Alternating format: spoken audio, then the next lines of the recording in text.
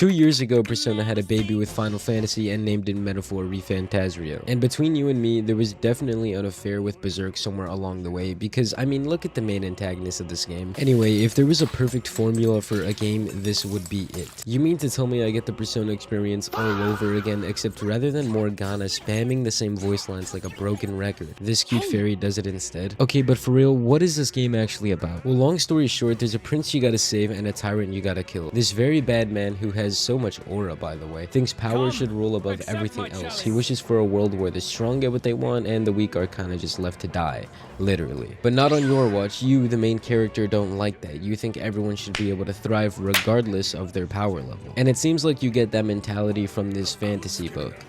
No, not that book, this fantasy book. The MC carries this thing with him everywhere he goes. It's a constant reminder of the utopia he wishes to bring upon the world, and it's basically what the entire premise of the game revolves around. I mean, the whole reason we're saving the prince and killing the tyrant is to bring about the utopia this book describes. Because, unfortunately, the people seem to really like this tyrant and would vote him into being the king for some reason, so yes, we have to kill him. But of course, we can't do that alone, which gives the devs a really nice excuse to introduce the...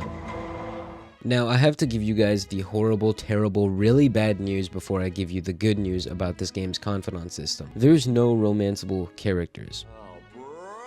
I know, trust me, I really wish there were. Sometimes the game even gives you a little taste of what it might be like and then reminds you right after that it's never gonna happen. But alas, this game's confidants are still pretty decent. It's definitely not where the game shines in my opinion, we'll talk about that later, but they added some pretty cool quality of life features that weren't in Persona. Like being able to rank up every single time you hang out with a confidant so you don't have to go online to this exact website and search up the right answers to max out your points with someone. Yeah, I know you did that because I did that too. I'll be honest, some of the confidants in this game were a complete slog for me. I literally skipped through them with no remorse. I feel like a lot of them dragged on longer than they needed to and used several confidant events to address issues that could have been dealt with in a couple. But there are other confidants in this game that were just fucking awesome. Interesting the whole way through, actually evoked emotion out of me and really let me get attached to and remember the character. So with this game, just like some other Persona games, I think it's a lot of highs and lows in terms of confidants. But don't worry, no one in this game is as bad as Oya. God, don't remind me of Oya. Anyway, if creating genuine connections wasn't motivation enough for you to care about confidants, well, don't worry because they give you cool advantages too. All the way from increasing your XP acquisition to being your sugar mommy and giving you free money. Yes, that's actually canon and I'm not complaining about it. And I'd say this is tamer than the whole Kawakami situation, which I also didn't complain about, by the way. Something that's cool about these confidants is that they fight stuff with you. Okay, editor Victor here, did you really just say they fight stuff with you as if everyone doesn't know this game has a...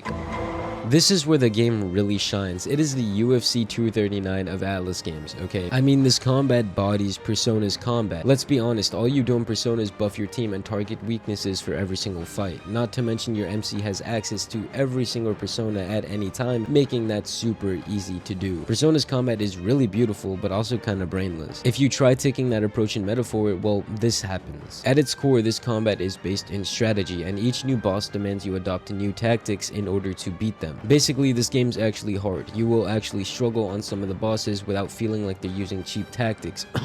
Akumura. Seriously, fuck Akumura. Also, each character isn't tied to a specific archetype, which are just the personas of this game, by the way. Meaning every team member can equip different archetypes and serve different roles within your squad. In other words, there are thousands of different team comps and strats you can use instead of this.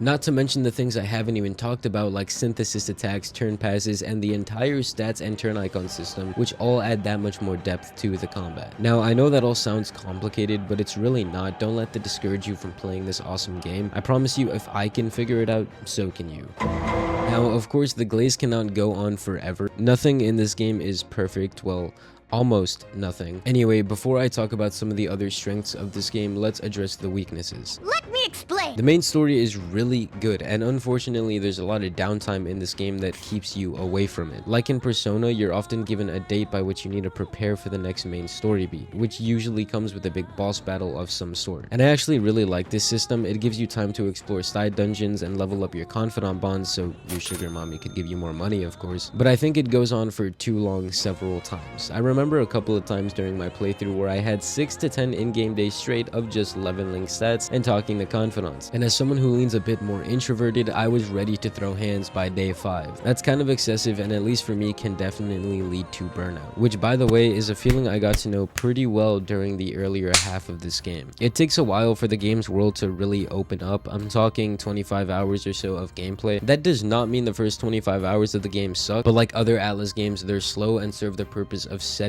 up for more intense story beats later on. You're very limited at this point of the game, from which confidants you have access to what strategies you can use in battle, and especially which places on the map you can go to. To put this into perspective, this is the part of the map you have access to during those first 20 hours. It's like 15% of the whole thing. This, on the other hand, is the entire map. This is one of the game's strongest points. If you're the type of person who loves exploring new locations, you will love this game. First of all, it's really beautiful. Shit, wrong pick there. But also, as someone who's coming from a Persona game that limits you to one region, this was revolutionary. Over the course of the game, you basically explore an entire country. It makes you feel like a kid again, wondering where you're gonna go next, who you're gonna meet there, and how it's gonna tie into the main story. It always gives you something to look forward to. I will say though, some of these locations, apart from their connection to the main story, felt pretty empty. There's not much motivation to explore them fully, since each location offers you the same stuff. Opportunities to level up your stats. Hold up, is he milking a fucking cow to gain stats? Okay, I take back everything I just said. But being for real, the activities in the different locations are actually pretty sick. I just wish, like in Persona, some of them had unique benefits, like pool with your friends or